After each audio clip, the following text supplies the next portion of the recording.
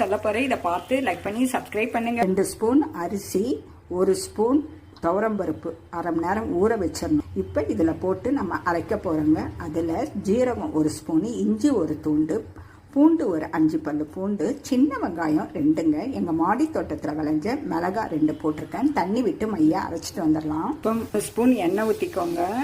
கடுகு அரை ஸ்பூன் போடுறோம். உளுத்தம்பருப்பு அரை ஸ்பூனு, மாடி தோட்டத்தில் விளைஞ்ச கருவேப்பிலை கொஞ்சம், ஒரு பிஞ்சு பெருங்காயத்தூள் போடுறோம். அரைச்சி வச்ச விழுத போடுறோங்க. ஒரு 1/4 கிளாஸ் தண்ணி ஊற்றிக்கலாம். ஒரு 1/4 ஸ்பூன் மஞ்சத்தூள். பச்சை வாசனை போகிற வரைக்கும் 10 நிமிஷம் நல்லா சிம்மிலே வச்சு நல்லா சுருள. வெண்டைக்காய் வெள்ளரிக்காய்லாம் போட்டிங்கன்னா சூப்பராக இருக்குங்க. இப்போ புளிச்ச மோர் 1/2 கப்பு ஊற்றுறேங்க. இந்த திக்கு இருக்கட்டும். இப்போ எல்லாம் கிண்டிக்கலாம். 2 பத்தை அரைச்சிருக்கேன் மையா தண்ணி விட்டு, அதை இதில் ஊற்ற போகிறோம். இதில் ஊற்றிக்கலாம். எல்லாத்தையும் கிண்டிக்கலாம். வந்துச்சு. ஸ்டவ்வை ஆஃப் பண்ணிவிட்டு உப்பு போட்டுக்கிறோங்க. மோர் குழம்பு ரெடி.